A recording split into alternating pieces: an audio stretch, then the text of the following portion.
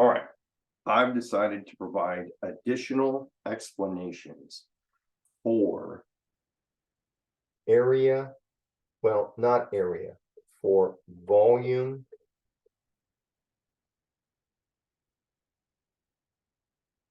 questions. And by volume questions, we mean the methods of discs, washers, and shells. So what I'm going to do is I'm going to do examples. I'm just going to pick problems, and we're going to talk about from the moment we write the problem down, how do we go from seeing the problem in the book to getting hopefully the answer that matches the answer in the back of the book. Over here, I've written down the steps that we're going to use. We're going to start by drawing the region. Then we're going to determine the orientation of our slice. Are we going to do it vertically or horizontally? We're going to draw the reflection across our axis of rotation. Then we're going to rotate, forming whatever shape we're going to get. That shape is going to determine our method. If it's a disc, we're going to use discs. If it's an angular ring, we're going to use washers. And of course, if it's a shell, we're going to use shells. We're going to write down the appropriate formula for the method that we've determined in step 5. And then we're going to determine the required components. What do we need for that method? And then we're going to plug those in, solve the integral, and hopefully match the answer in the back of the book. All right. So these are the steps that we're going to use in every single problem. Now, I have just a calculus book here. I'm just going to open it up. And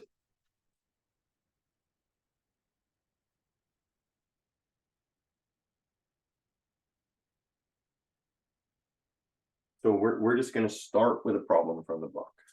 All right, so we'll write the problem down. And the problem says we want to find the volume of the solid formed by the region that we get by revolving y equals the square root of x, y equals 0, and x equals 4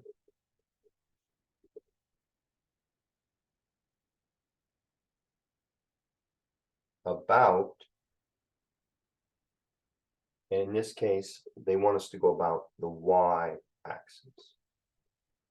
So the very first step for us is to draw the region that we are going to rotate. And in this case, we're going to rotate it about the y-axis. So we'll draw the region over here off to the side.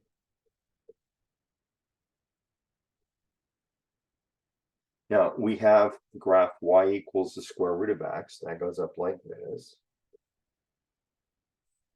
We have y equals 0, so that's here.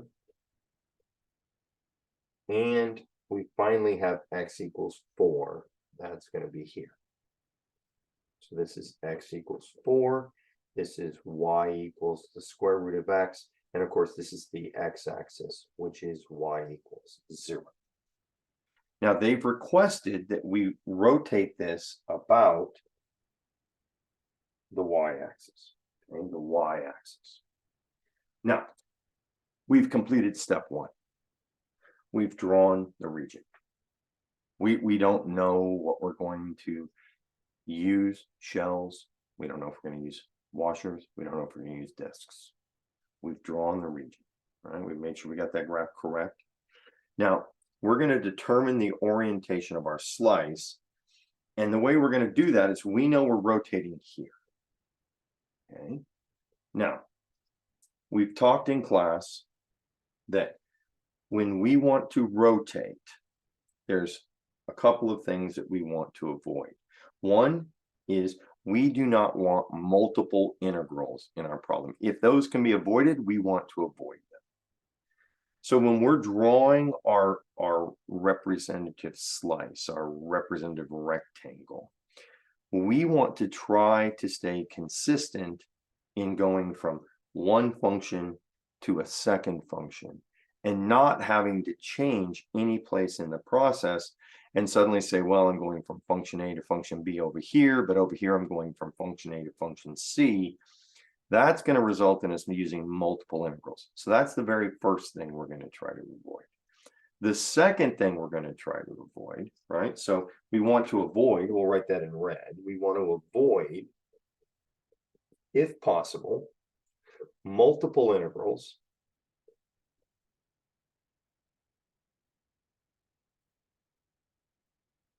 and we also want to avoid our slice going from one of our functions to the same function.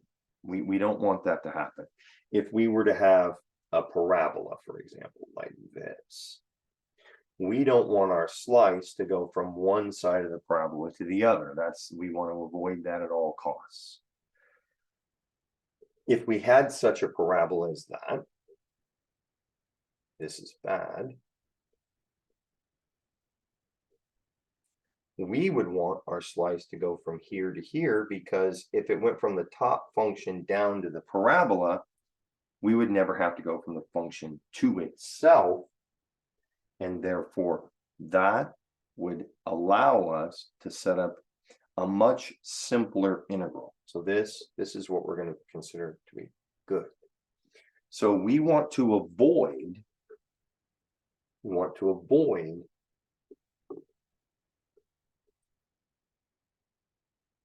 our representative slice touching the same function twice. Okay, those are the two things we're going to try to avoid. Now, how do we do that? Well, we pick something, right, to be our representative slice. Like we could pick this expo pin to be our representative slice. We could set it in our shape like this. And we could say, okay, here's my slice. I have to spin around here.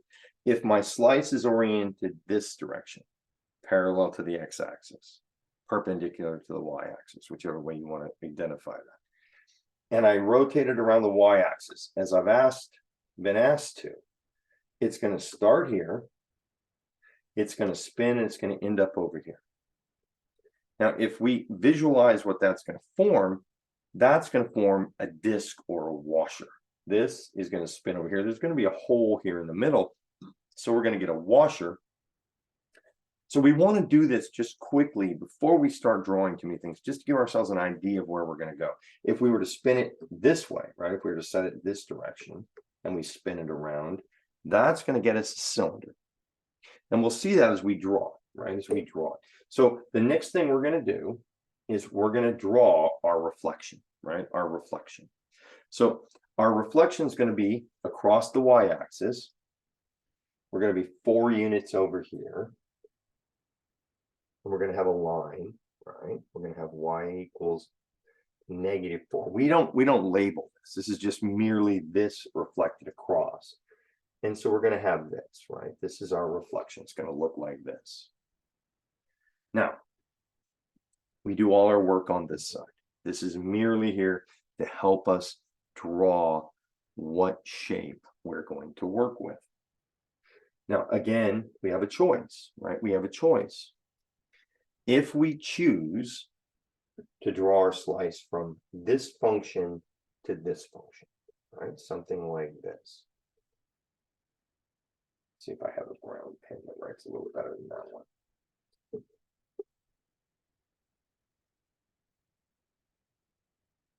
If we go like this, right? And then when we reflect that, the reflection is going to be here. Now, what does that build, right? What does it build? Well, this is going to build a ring here. And this is going to build a corresponding ring back here. And we're going to get an annular ring, or what we call a washer, right? This is going to give us a method of washers. And we can solve this with washers, and I will. I'll do it with washers. However, there's another option, right? Because now we've seen discs, we've seen washers, and we've seen shells.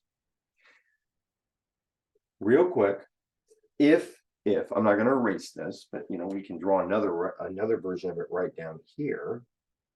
I'll draw this one in purple. We would have this graph going over here like this again.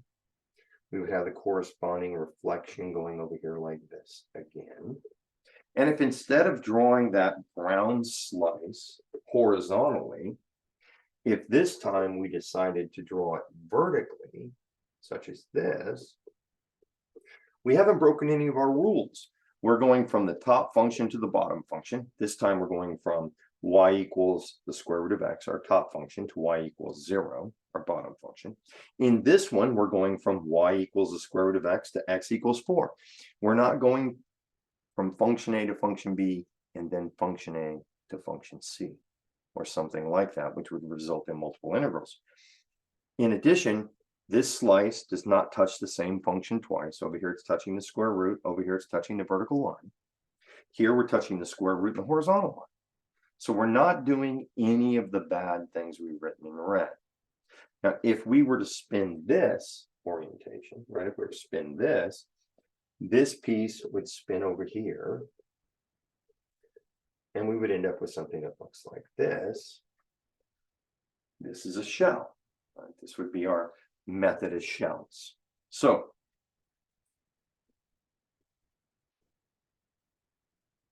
what are we going to do? Well, right now I'm going to clean my fingers because my brown pen just blew up all over me. Which is really unfortunate. So we drew our region. We determined the orientation of our slice. We could do it this way with a horizontal slice. We could do it this way with a vertical slice. Is one better than the other? Yes. Whichever one you can do the best, that's the best one. Sometimes you can use either of them. Sometimes that's not an option. Sometimes only one method works. It's up to us to practice and get to the point that we're comfortable enough with the approach that we can literally draw the picture, sketch a slice on there with our pencil, and then go, okay, I'm going to do it this way. But until we've done enough of these, we aren't going to be that comfortable. So for this problem, we'll leave both pictures here. We'll leave them both on the board, and we'll do it twice. Okay, we'll do it 2 times. We'll do it once by the method of discs, washers in the top one, and we'll do it once by the method of shells in the bottom. And again, there's no set rule that says this one is better than that one. Otherwise, we'd only teach that. And there's no way when you read the problem in the book, unless you're taking a context clue out of what section of the book you're working from, for you to determine which method to use. You're just going to draw the picture and make the call based on whatever happens on the picture.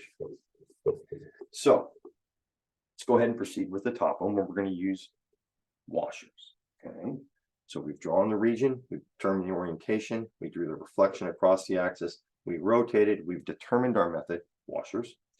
We're going to write down the appropriate formula indicating the variable. So we're going to come over here, and we've decided we're going to use washers.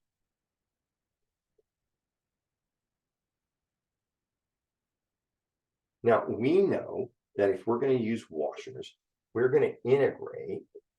We're going to take the outer area minus the inner area, and we're going to do that integral with respect to d, and I'll just write right here, I'll write dw, because we don't know if it's going to be x or if it's going to be y.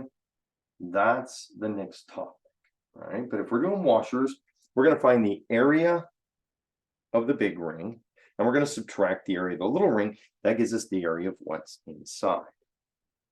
Now, how do we tell?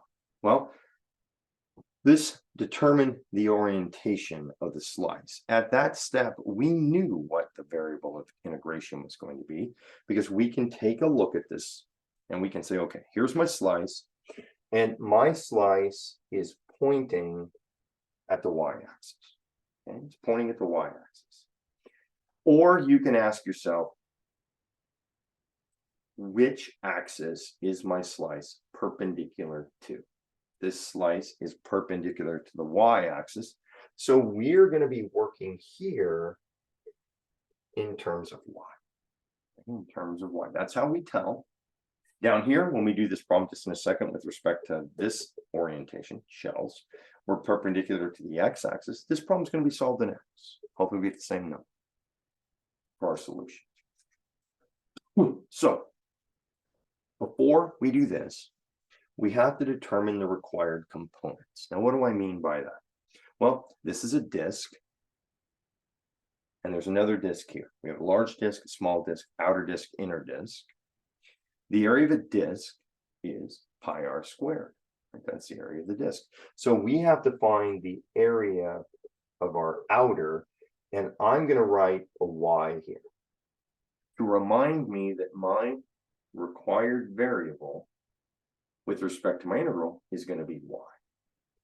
Over here, I'm going to write, I have to find the area of the inner one, and I'm again going to remind myself that it's y.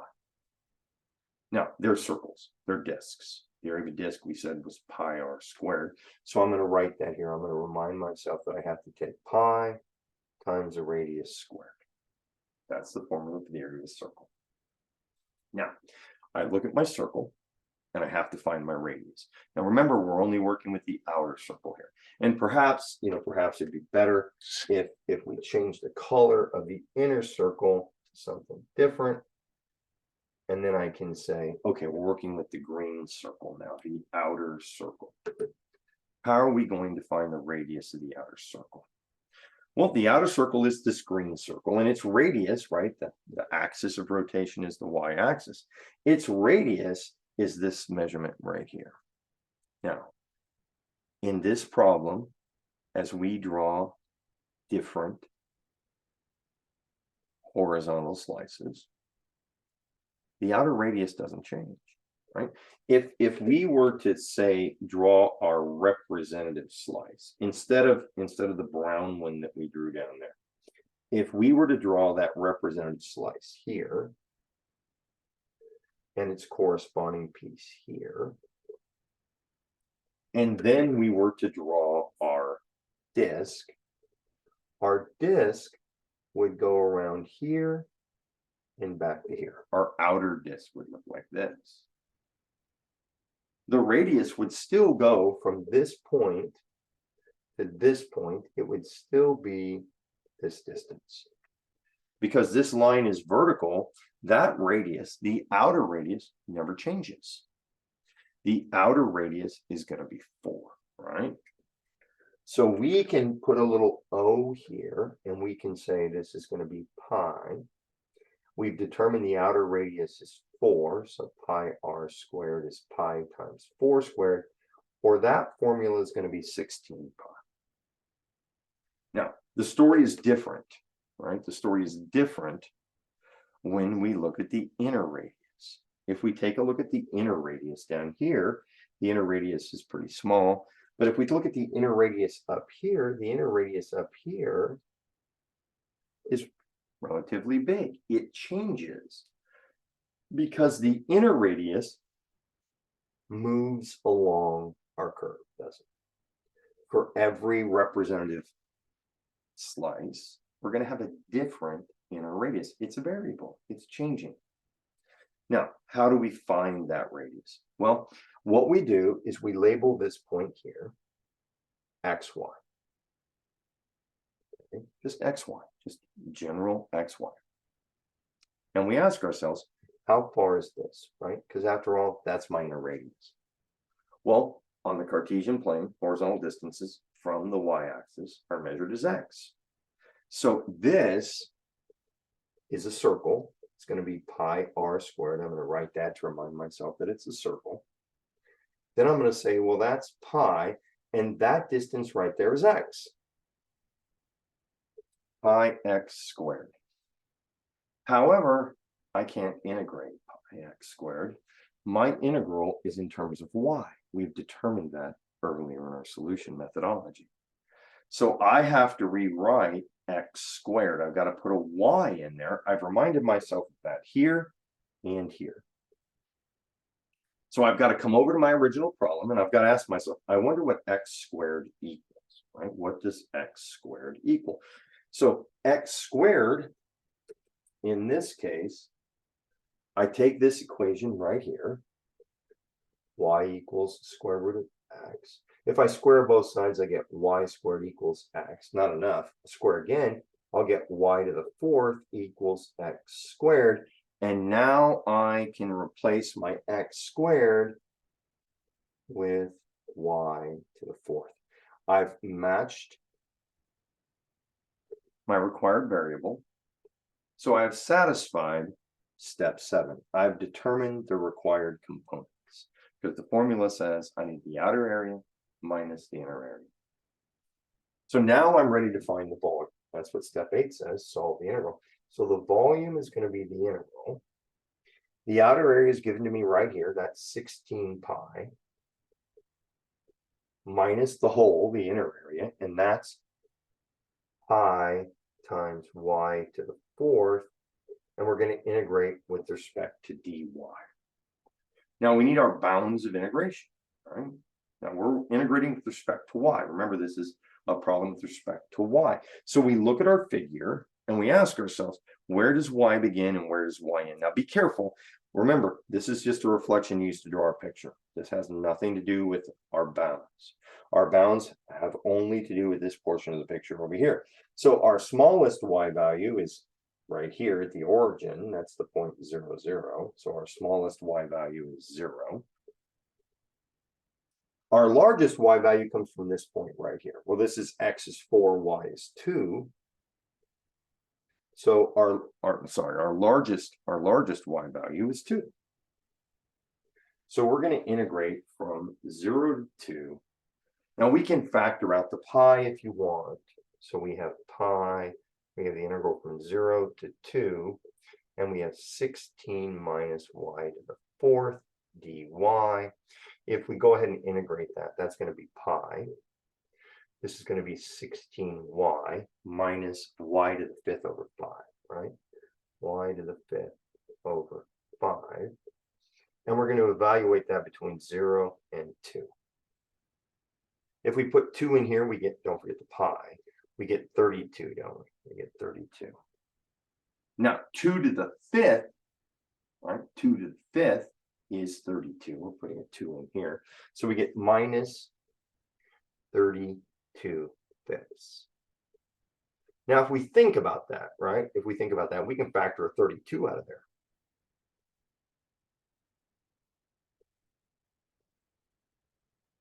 And we get 132 minus a fifth of a 32. So we get 4/5 inside there.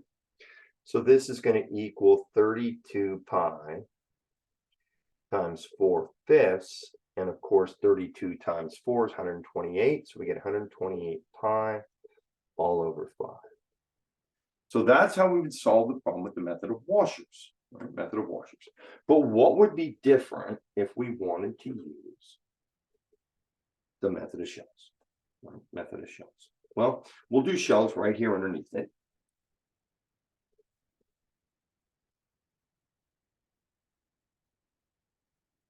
And again, we're not going to do these problems 2 ways in the homework, but given the opportunity, we'll double up on this problem. We've already drawn the region. We determined the orientation of our slice. In this case, we picked vertical, avoided both of these troubles. We drew the reflection across the axis of rotation, which remember is here. This is our axis of rotation. We've rotated it. We put it over here. We've determined our method. We've decided, well, it's a shell. We're going to use the method of shells. And we've got to write down the appropriate formula indicating the variable. Well, the method for shells, right? The method for shells, the formula there is the the volume is given by 2 pi times the radius times the height. And in this case, we know it's perpendicular to the x-axis, so we're going to be doing dx. Whereas with washers, we had to find the area function for the outer, larger, disk, and the area function for the smaller, the inner disk. With the method of cylindrical shells, we have to find the radius of the shell and its height. These are the two things that we're going to look for. So we want to remind ourselves that we need the radius in terms of x, and we need the height in terms of x. We know it's in terms of x again because this slice is perpendicular to the x-axis. So we set about to find the radius. We take a look at this. We're going to label this point x, y, just like we did above. In the washer method, we're going to do the same thing in the shell. The radius of our shell, right, the radius of our cylinder, cylindrical shells, the radius goes from here to here. That's r. And we know that given what we know about the coordinate planes, that this distance coming from x equals 0 to the point x, that distance is x. So my radius is x. Now what about my height? Well, my height is given by this dimension here, isn't it? This is my height. And again, we're starting at the x-axis and going up to the point x, y. So that height is y. However, that's in terms of the wrong variable. Our variable that we need is x. It's indicated here, it's indicated here, it's indicated here. You know, this is perpendicular to the x-axis.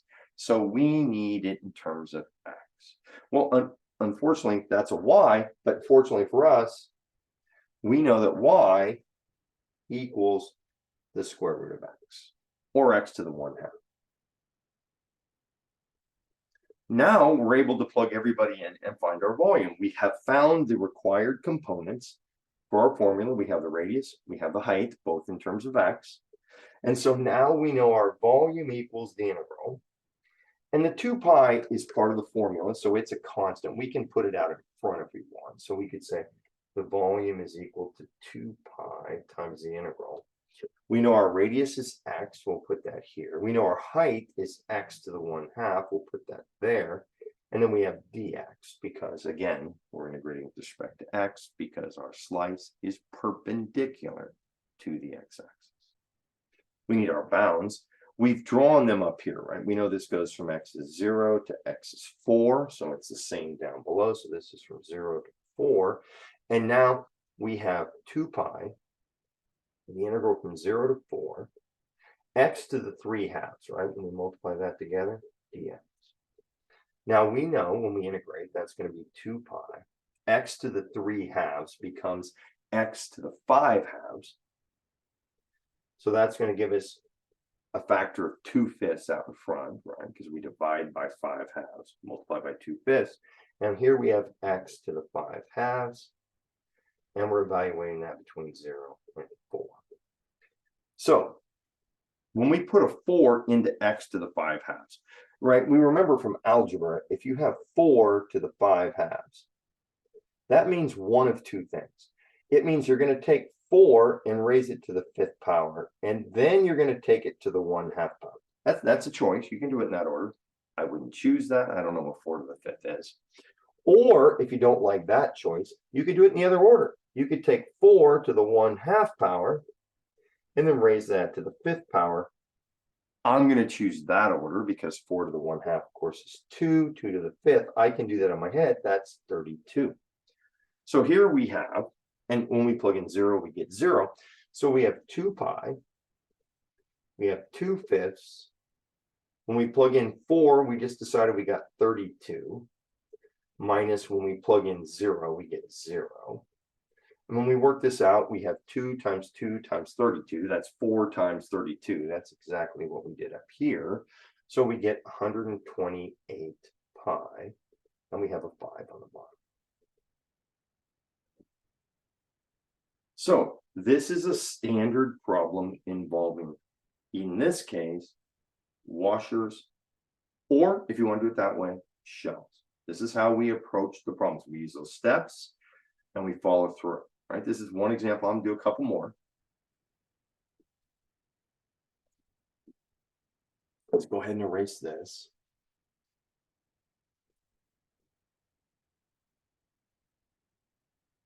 try to selectively spray so we don't erase the parts over here that we want to keep.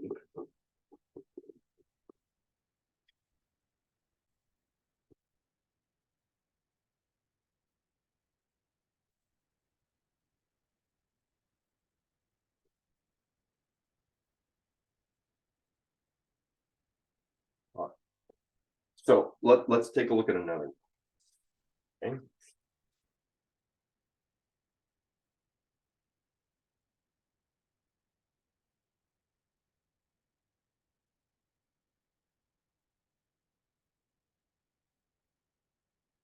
We'll just pick one out here. So here's what they gave us. Just grabbing a problem out of the book. Y equals x squared. Okay, that's our friend the parabola. Y equals 9. Okay, that's going to be the top of our parabola. And we want to spin this about the x-axis. Okay. So, which method? I don't know. I haven't drawn the picture. I'll determine that when I draw the picture, right? That's step 5. It's not time for me to decide the method. It's time for me to draw the region. So we'll draw our sketch over here. We have our friend the parabola, y equals x squared, right? That looks like this. And we have y equals 9. That's a vertical line across the top. So this is what we have. We have y equals x squared. We have y equals 9. And now we've drawn our region. We want to determine the orientation of our slice, right? That's our next step, step 2. Well, we have choices, right? We could slice it this way. But if we slice it this way, we're not going to get multiple integrals. We don't go from function A to function B and then someplace else go from function A to function C, for example. But we are going to touch the same function twice. All right. Over here, we're going to touch the parabola on the right-hand side in the first quadrant. Over here, we're touching the parabola again in the second quadrant. We're touching. Now, is that the end of the world? No, we could change this. Instead of saying y equals x squared, we could rewrite it as x equals the square root of y. That would be this. And x equals minus the square root of y. That would be this. But we don't want to work that hard, right? We want to try to avoid these if possible. So I don't want my slice to be horizontal. Now, what happens if when we decide to draw our slice vertically, another bad thing happens? Well, then we got to pick the lesser of two evils. But in this case, if we ask ourselves, should I draw it vertically? We can come to the conclusion that if we draw it vertically, we avoid all of these things over here, right? Nothing bad happens. Nothing bad happens if we draw it vertically. So what are we going to do? Well, we're going to start here. We're going to have to integrate with respect to x, aren't we? We're going to have to integrate with respect to x because why? Well, because this is pointing at the x-axis, or it's perpendicular with respect to the x-axis. Now, if we draw our reflection, right, we can draw it dashed if you like that better. That's less confusing to you. We can draw it that way. We draw our reflection down here. Our slice is going to be right here. This is our slice because we're rotating it around the x-axis, aren't we? So, what do we get when we draw the result of our reflection, right? Rotate. Well, when we rotate this brown slice, it's going to form a disc here. And it's going to form another disc up here.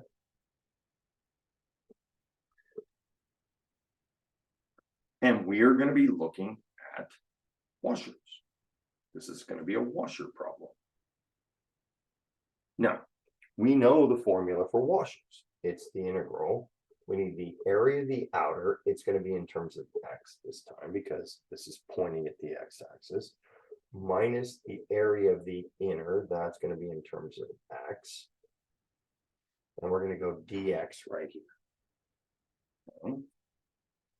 Now, what do we have to do? Same thing we did in the previous problem. We're going to have to find the formula for the area of the outer in terms of x and the area of the inner in terms of x. Okay. Now, how do we proceed from there? Well, we know those are both disks. So this is going to be pi times the outer radius squared, and this is going to be pi times the inner radius squared. And we're going to determine the required components, right? We've written down the appropriate formula indicating the variable. Now we have to find these required components. So what do? We take a look at our picture and we ask ourselves, can we find the radii? Now, remember, this is our axis of rotation. Similar to the problem we did just a second ago, when we look at the outer area, the radius, the outer radius goes from here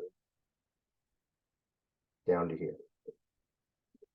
Right? That's the radius of the big green circle, our outer radius. This line is horizontal. So as this slice, this brown slice slides across here, the outer radius is always going to go from this horizontal line to this axis of rotation.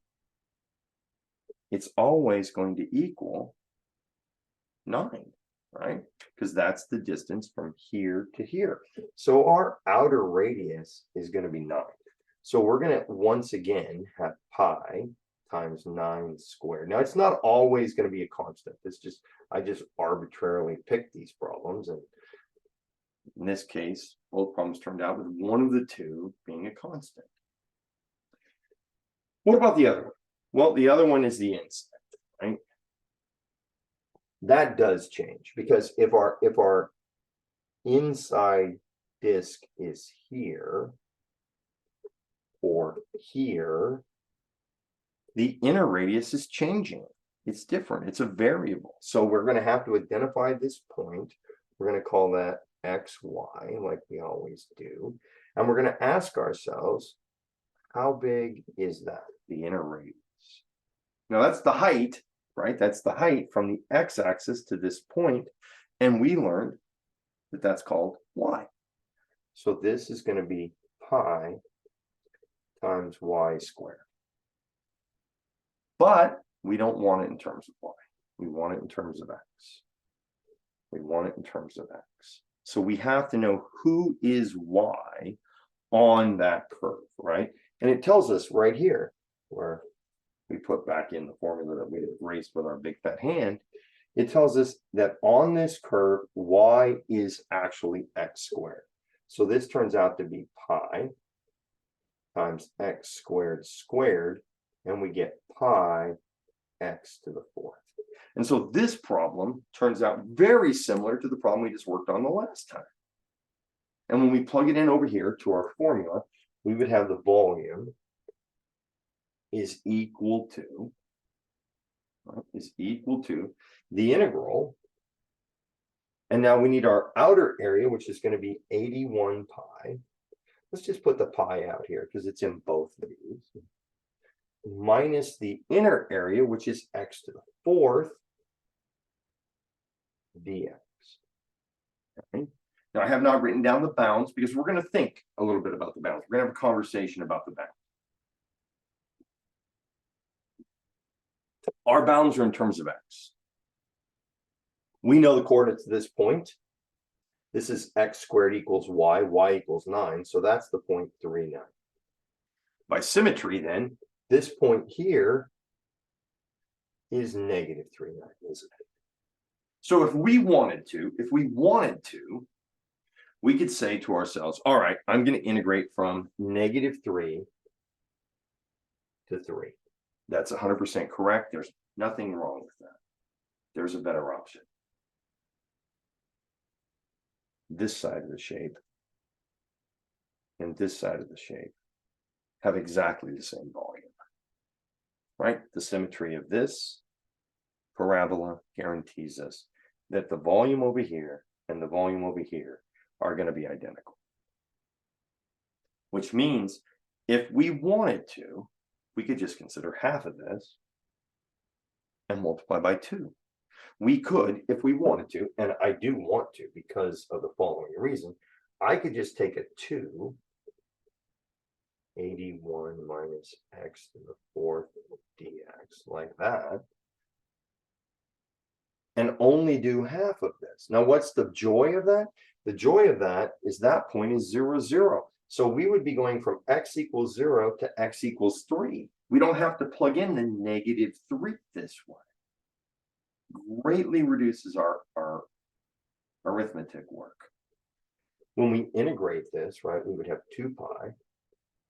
We'd have 81x minus x to the 5th over 5. And we would be integrating between 0 and 3.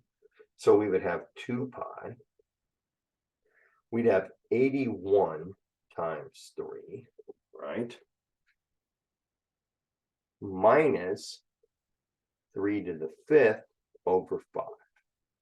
Now, our calculus book expects that we're pretty good at arithmetic by now. For example, they expect us to know that 81 is 3 to the 4th. And 81 times 3 is 3 to the 5th. So this is really 2 pi times 3 to the 5th minus 1/5 3 to the 5th. Right? This is what he wants us to do. He doesn't want us multiplying out 3 to the 5th and doing all the work. 3 to the 5th is 243, but he doesn't want us to do that. He wants us to go, oh, I have a whole 3 to the 5th minus a 5th of a 3 to the 5th. Or I have this, right? I have 2 pi. I have 3 to the 5th. And here I have a 1 minus 1/5.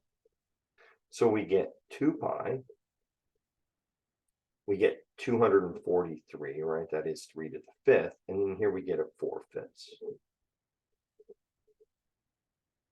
And so our final answer is going to be, 486 times 4 divided by 5 pi, whatever that works out to be. So this problem, again, a washer problem, worked out very similar to the last washer problem. But what happens? I'm going to erase my drawing. Same problem. I'm going to erase my drawing.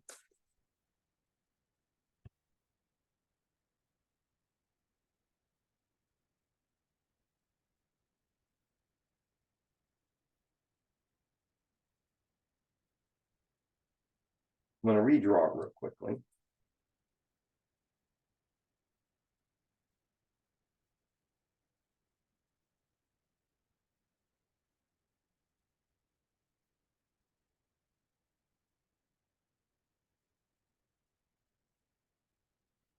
What happens if I didn't want to use washers? I'm in love with shells. Yeah, but I really want to use shells. Well, we have a big problem if we try to use shells, right? We try to use shells, our represented slice is going to look like this. And we said we do not want a problem that goes from function to function. Is it an overwhelming problem? Is it something we can't beat? Not in this case. Sometimes it is. In this case, we can beat it, right? We can beat it. We could rewrite this as x equals positive the square root of y. We could rewrite this as x equals negative the square root of y. And we could move forward and use shells. Or we can think a little bit about what we have here. Because my reflection would be down here. And when I reflect, I would end up with a shell that looks like this, wouldn't I? And remember, we just did it with washers, and we did it with washers. It worked fine. Did it fine. Sometimes washers work and shells work. Sometimes only shells work. We don't know until we write the picture, draw the picture, pardon me, and try to do the problem. But remember this observation right here? Could we use that same observation here? would the volume of this piece over here and the volume of this piece over here be exactly the same? The answer is yes, right? Due to symmetry, they're going to be the same. If we wanted to, we could take a look at this and we could say, well, you know, I could use washers. I can't use shells because I get this number 2 mistake. But what happens if we simply erase this piece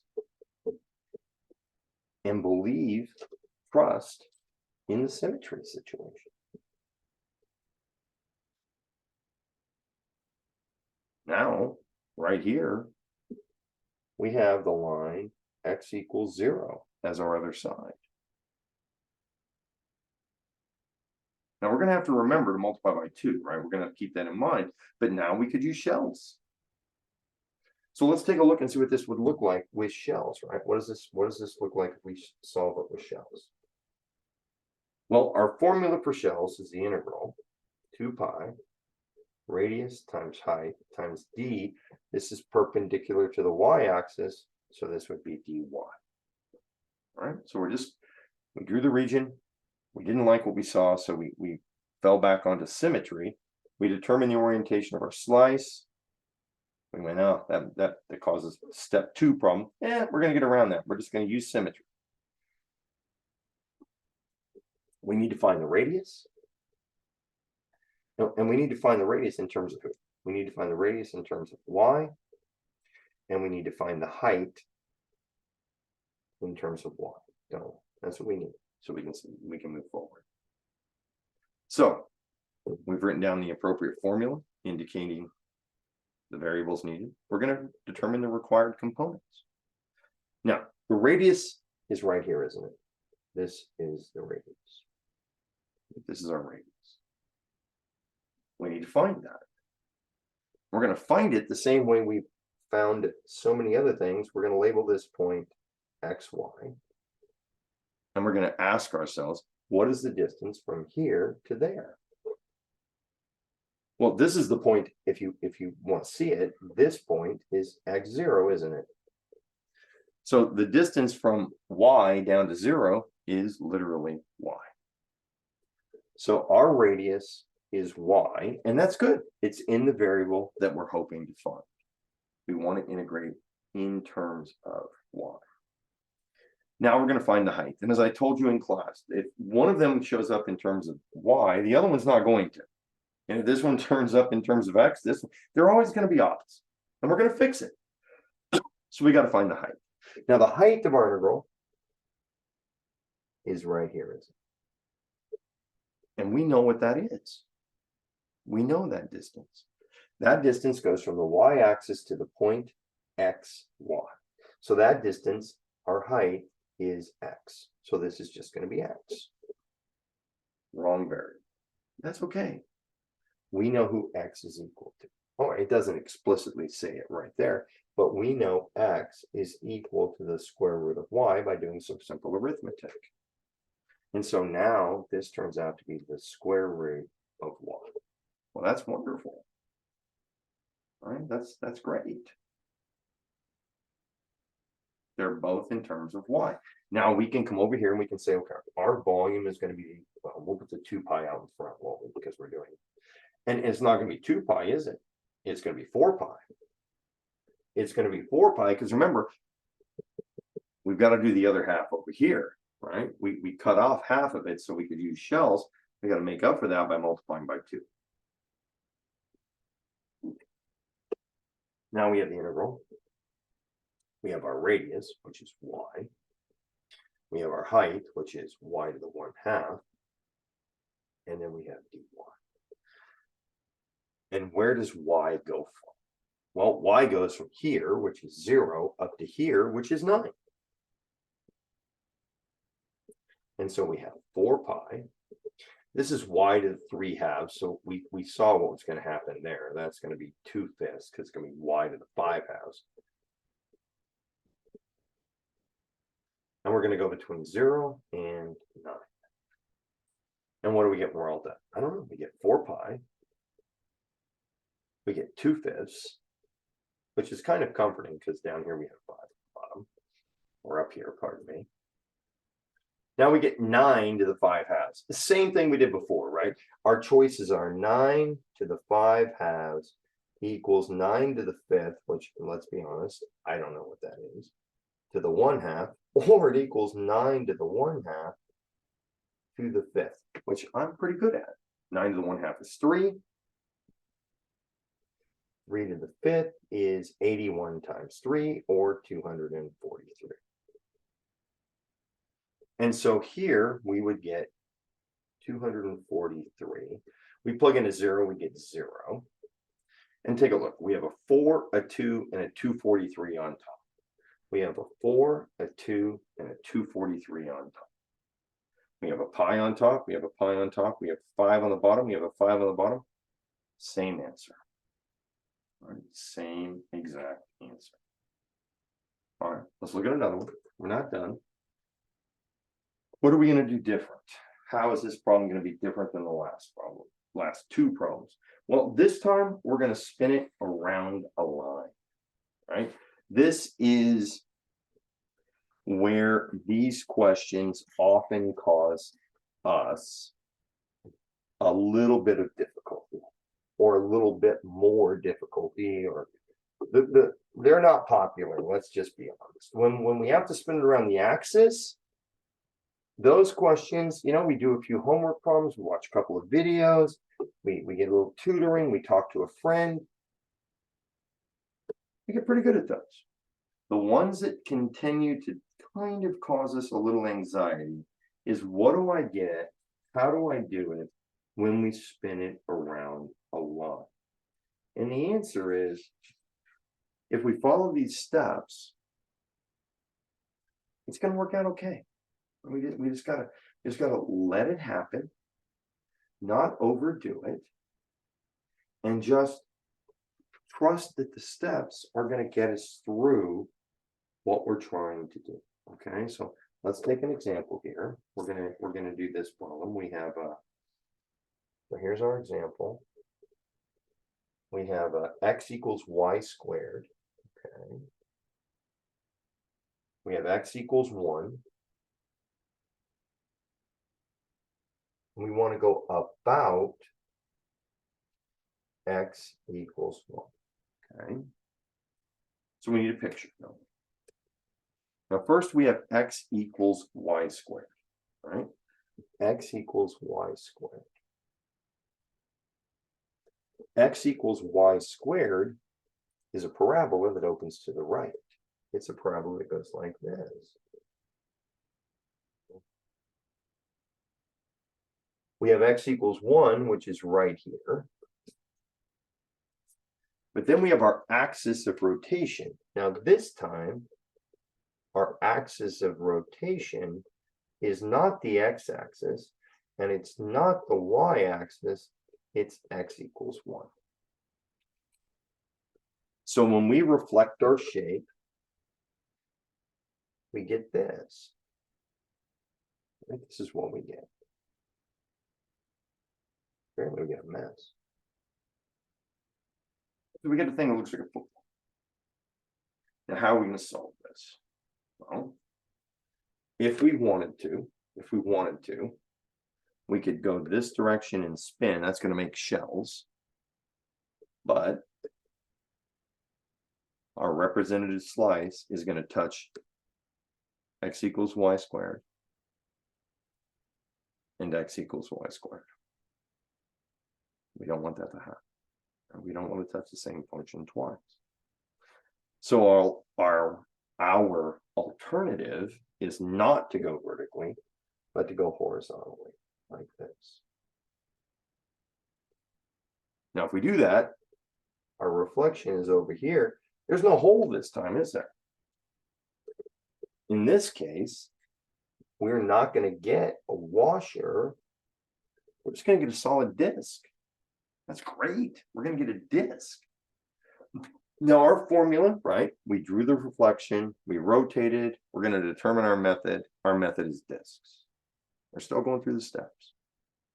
The formula for discs is just the area function times d somebody.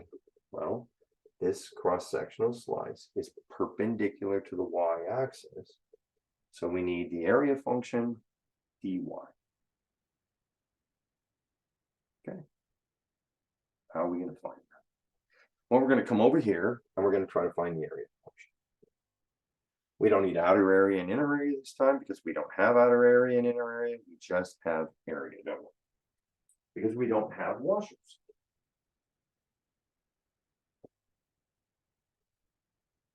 So what is this going to be? Well, you know, crazy enough, it's a disk, so it's going to be pi times r squared. And we're going to have to figure out what the radius is. Now we can all see the radius. The radius is right here.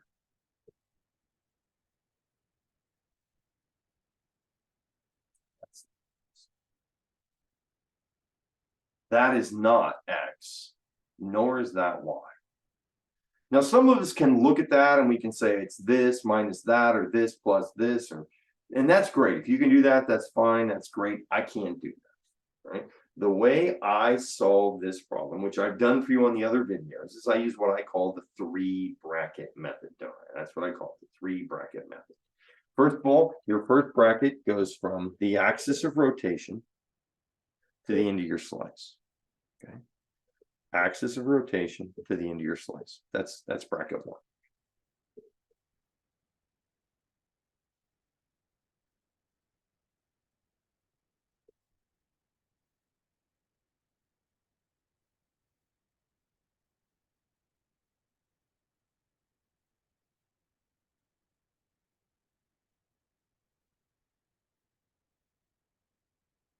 And that end of slice is going to be point xy, right? Because that's what we're going to do. I'm going to ask you, what's this point right here?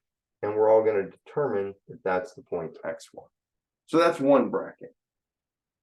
The next bracket goes from that point to the axis, the x-axis or the y-axis, whichever the axes that you determined you're integrating with respect to. We're integrating with respect to y. So our next bracket is this piece right here. Okay, so the second bracket goes from our end of slice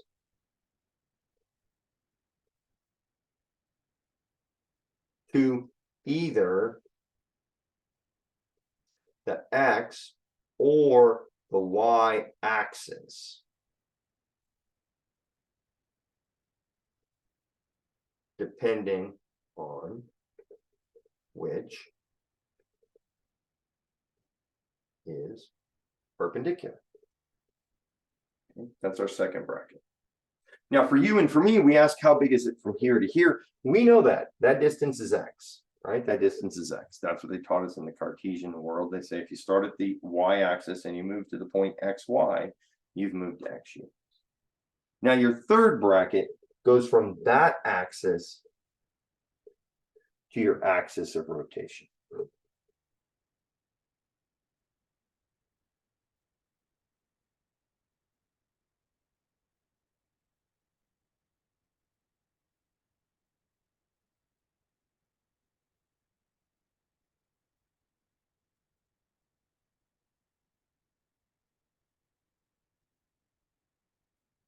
And we ask ourselves, how far is that? Well, this is the y-axis, and this is the line x equals 1. So we'll go ahead and draw that axis up here. So that axis is 1 unit, right? Because it goes from the y-axis to x equals 1. That's 1 unit. And now we build an equation, don't we? We take the two small axes, we add the two small brackets and set it equal to the large bracket, right? Add two small brackets. We'll make a bracket symbol there. To equal the large bracket. So for us, the small brackets are r, we erase that, and x. So we would have r plus x equals, and then we have our big bracket, which is 1. So we just fall back on the geometry of the picture. Now remember, we're trying to find r. don't forget where we're going here. So here, r is equal to, we're going to bring this person over there, 1 minus x. Okay, so this is how we use the 3 bracket approach. Now we plug that in. We get pi, we get 1 minus x squared. And we made a pretty foundational mistake when we wrote this a down, didn't we? Because we should have said a in terms of y, because we're integrating with respect to y. The reason behind that is, of course, our cross-sectional slice is perpendicular to the y-axis. So we wrote our formula in terms of y, it's this cell right here. Determine orientation of the slice, draw reflection across, write down appropriate formula, indicating variable, we did. We found the corresponding, in this case, determine the required components. It's disks. There's only one component, right? So we did that. Problem is, that's a y, that's an x. But we know who x is, right? X is equal to y squared, right there. So this becomes pi times 1 minus y squared squared. Now we're going to want to integrate this, so we're going to rewrite this as pi times 1 minus 2y squared plus y to the 4th. Now we're ready. We determine the required components. In this case, there's only one. We can solve the integral. So now we know volume is equal to the integral. We have a pi. We'll just put that out front. We have 1 minus 2y squared plus y to the 4th dy, right from here. Now, what are we integrating from and to? Well, the more you can use symmetry, the better your life is going to be, right? Because taking a look at our picture, there's also a disk down here, isn't there? And we're working in terms of y, which means we're going from down here on the y-axis, -1, to up here on the y-axis, +1. We do not want to integrate from -1 to +1. We have symmetry again. The bottom volume and the top volume are exactly the same. So we could integrate from -1 to 1. We could. But because of symmetry, we could put a 2 out here. And we could integrate from 0 to 1.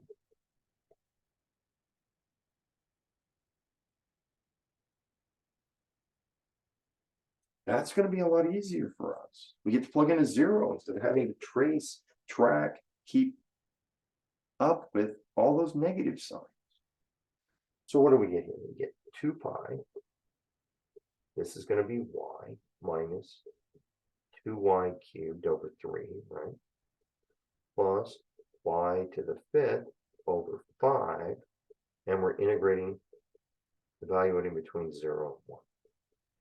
So we get 2 pi, we get a 1 there, we get a 2/3 there, and we get a 1/5 there, don't we?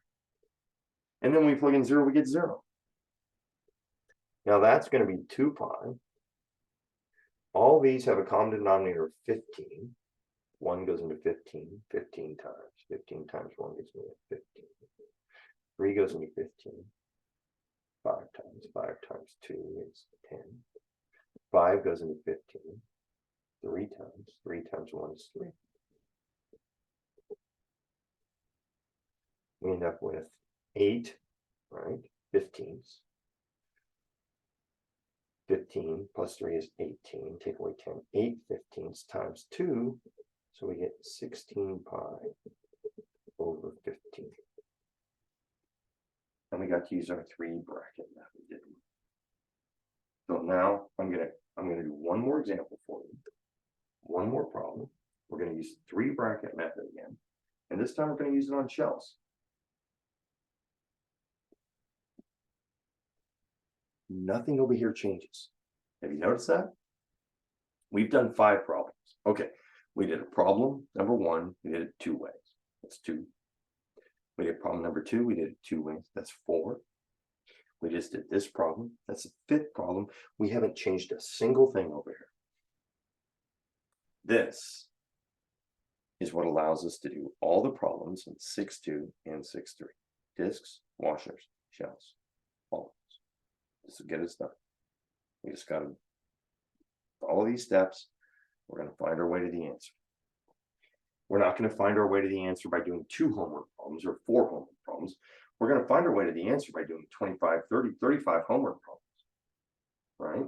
Just because problems are assigned as, you know, every third or every fifth or only the odds, that doesn't mean you shouldn't do more problems. You should do as many problems as it takes until you figure it out. And figuring it out doesn't mean, hey, I got 2 right in a row, and I read my notes and I followed these steps, and you know, no, figuring it out means we literally didn't need any help. We did it cold, all by ourselves. No one here, nothing written anywhere, never consulted a note, never looked for help, just sat down, slammed out the problem, slammed out another problem, slammed out another problem, and we just kept slamming out problems. And once we got the 5th, 6th, 8th one done in a row, we started to believe, right? We started to believe. All right, let's take a look.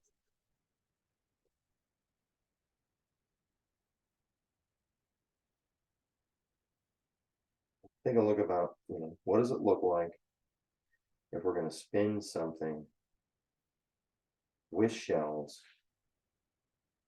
and our axis of rotation is going to be not one of the axes, you know, but a line, right?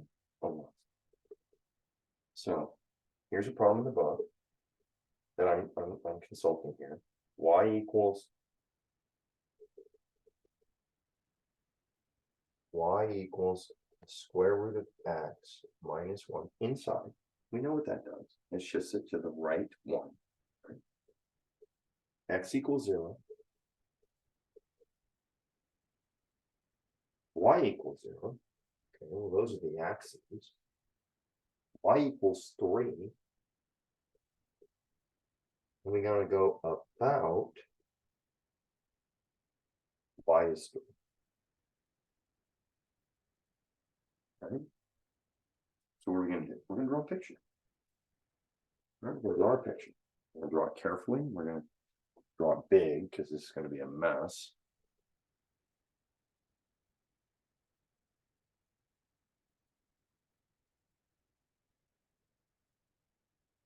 We're going to draw it.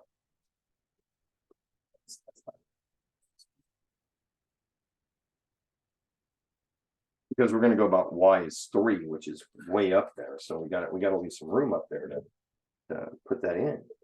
So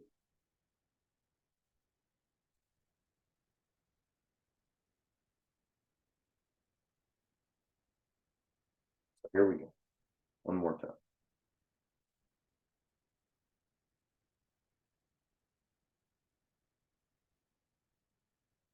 We have y equals the square root of x minus 1, right? Minus 1. When you plug in x equals 0, you get square root of negative 1. That doesn't work. When you plug in x as 1, you get 0. So that's our function. It starts right here at 1, right? And it goes like this. Then we get x equals 0. X equals 0 is here, right? That's the y-axis. We get y equals 0, and we get y equals 3. Y equals 3 is right there.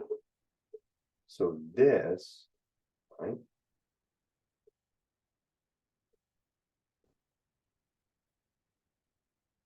This is our region.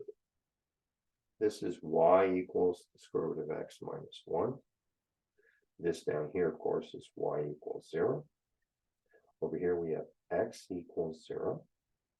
And up here, we have our friend y equals 3.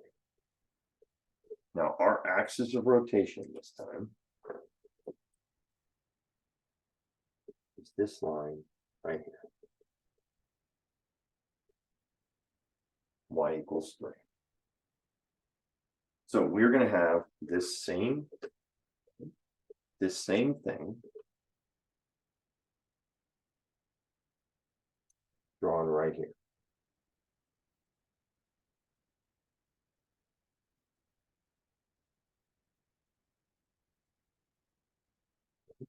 This is our reflection. Now we have to ask ourselves, draw the region. Determine the orientation of the slice. Okay. If we slice this direction down here, we're going to go from this function to this line, this function to this line, this function to this line.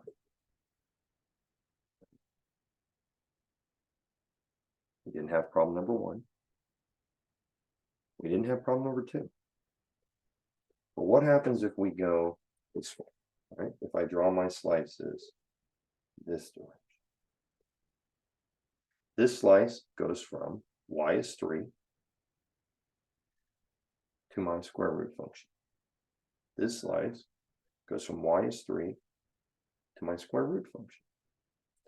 But this slice goes from y is 3 to y is 0. That would require multiple integrals. Is that the end of the world? No, no, we could do that. But do we have to do that? The answer is no. The answer is no. Because if we remove these,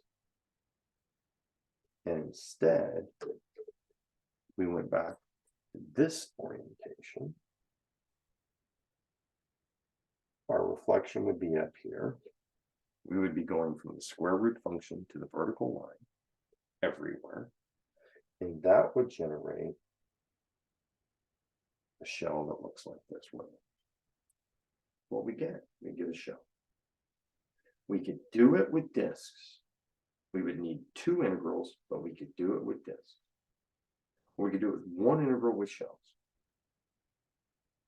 I'm going to choose to do it with shells with 1 integral. So what do we do now? Well, we rotated, we determined our method. We're going to use shells. So for us, that's going to be the integral of 2 pi. We're going to need a radius and a height, and we need d. This is perpendicular to the y-axis, so I need dy. Write down the appropriate formula indicating the variable. Done. Determine the required components. I need a radius and I need a height. I need a radius. I need this in terms of y. I need a height. I need this in terms of y. One of these is going to show up in terms of y, if I do it correctly. One of them is going to show up in terms of x, just the way the game is played. So, where's my radius? Remember, we don't work with the reflection, we work with our region. The radius of this cylinder is right here.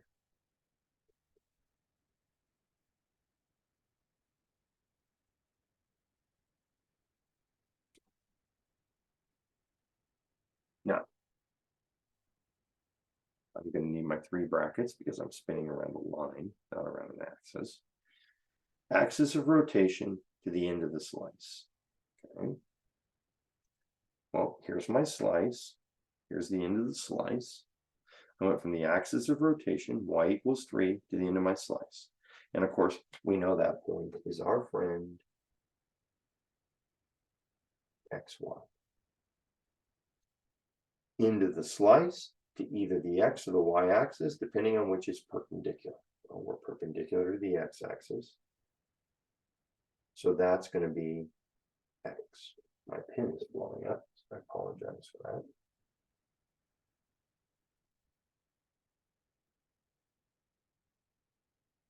And then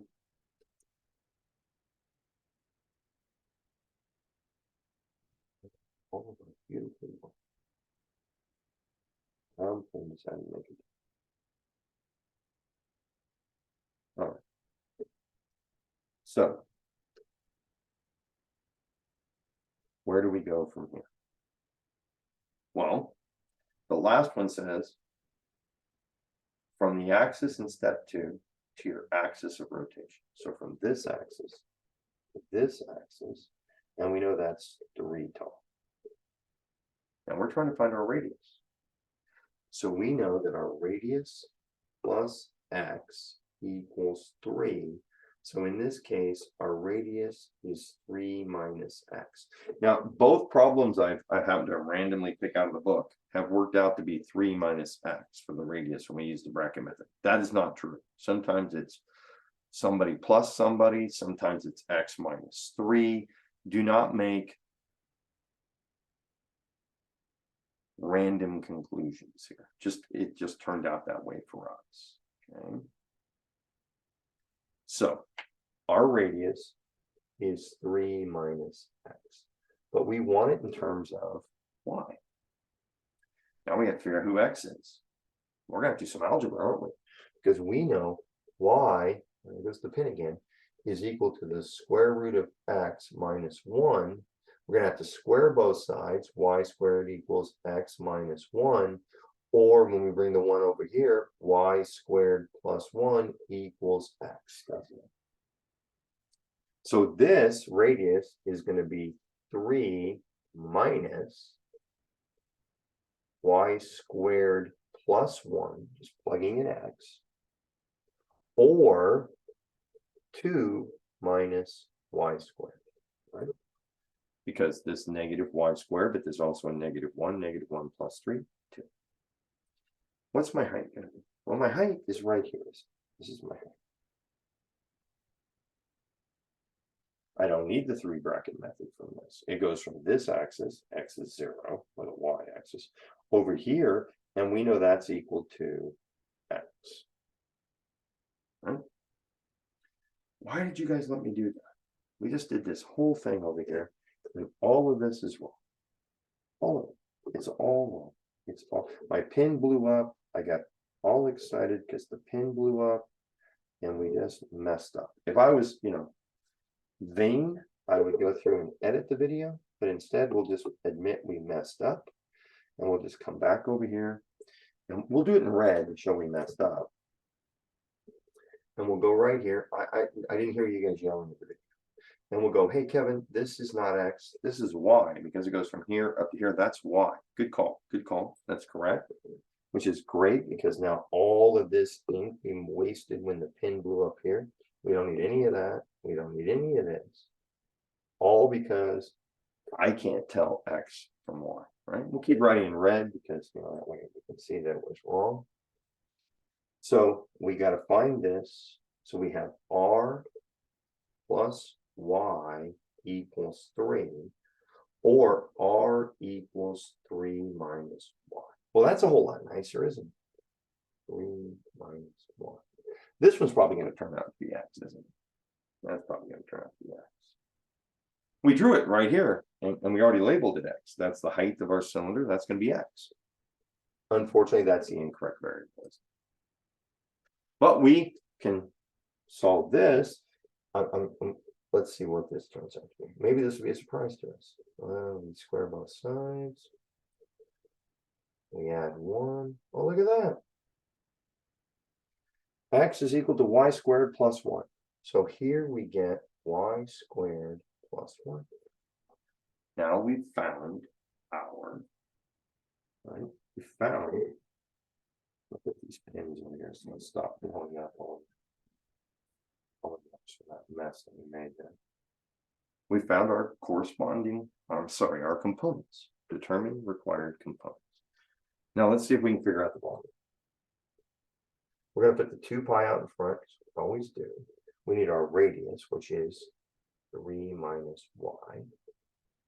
We need our height, which turns out to be y squared in this case, plus 1 dy. Now, where does y begin and where does y end? Well, y starts here at 0 and ends up here at 3. So we're going to go from 0 to 3. And what do we get now? We get 2 pi. Get the integral from 0 to 3. This times this is 3y. Well, let's just do it over here. 3 minus y times y squared plus 1. So we'll take this times this, that's 3y squared. This times this, that's plus 3. Well, this times this, that's minus y cubed. And this times this, that's minus y. So we get 3y squared plus 3 minus y cubed minus 1 dy. So what do we end up with when we're done? 2 pi. This is going to be 3y cubed over 3. Well, that's nice. It's going to be plus 3y, right? So these cancel. This is going to be minus y to the 4th over 4. And this is going to be plus y squared over 2. And we're going to evaluate that between 0 and 3. 0. Yeah, I even picked an odd number so we can see if we got it right. Now, what do we get when we're all done? I don't know. Let's plug it in and see what we get. We get 2 pi. We have 3 cubed. That's going to be 27, isn't it? Plus 9. Right, plus 9 right there. This is y to the 4th. 3 to the 4th is 81. So that's minus 81 over 4. And this is 3 squared. That's 9 halves. So our common denominator here is going to be 4. So what do we get? We get 2 pi. 27 plus 9 is 36, right? 36. But then we got to multiply by 4. So that's 120. And that's 24. So we get 144. You know, 144. Here we have minus 81. Right? We already have a 4. And here we have plus 18. Remember, we're getting the common denominator of 4. So we need 144 plus 18. So 144 plus 18. That's a 2. Carry the 1. That's 6. 162 minus 81. That might be 181. This goes into this, makes that a 2. And we have 81 up there over 2. Now, assuming we haven't done anything silly here, let's see if we did. Section 6.4, number 27 on this book. Section 6. Well, you know I'm going to lie to you and tell you get it right no matter what happens,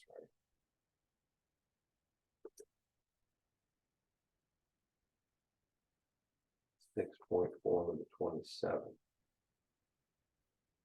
Oh, 6.4 is reading the wrong section. Oh, good. They got 45 pi over 2. I must have lost some reason. Part of my arithmetic is right. I mean, that's normally what happens, right? So let's go back and see if we can find our mistake. So let's see. This was the radius. That's correct. This was y. We finally got that right. So r plus y was, this is 3. So that's 3. And so we bring the r over here. And we bring the y over there. And we get r equals 3 minus 1. And we wrote that right there. So that's pretty good. The height is this. This is the point x, y. We start at this axis. We go to this curve. So that's x. We wrote x. We solved this. We solved both sides. That gave us y squared equals x minus 1. Then we put the 1 over here. Y squared plus 1 equals x.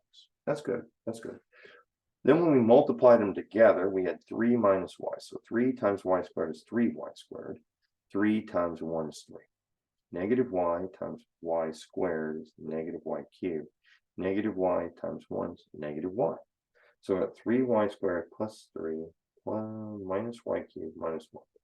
We added 1, y cubed. We divided, 3's canceled. We added 1, we added 1, we divided, we added 1, we divided. Okay, so far so good. 3 cubed, that's 27. 3 times 3 is 9. That's pretty good. 3 to the 4th is 9 times 9. That's 81. Yeah, there it is. Oh, thanks for saying something. It's right there, huh? It's minus sign. Goes there as a minus. That goes there as a minus. That goes there as a minus. And so now what do we have? Now we have 144. Take away 81, that's 3, and that's 63. Take away 20, that's 43 plus 2, because we only wanted to take away 18. That's 45. Hey, look at that. We get 45 pi over 2. Got it right, fine. Arithmetic, it's very hard. All right. I hope these problems help you. I hope this helps you. And I hope that you take the time to do enough of these problems so that you master this. Remember, we have a quiz on Monday night, right? There won't be any shells on the quiz, but there will be discs, washers, and area, right? And it's a 3-question quiz, and discs, washers, and area add up to 3 topics. So probably not that hard to figure out what the quiz is going to cover. All right, I hope this helps, and I'll see you in class.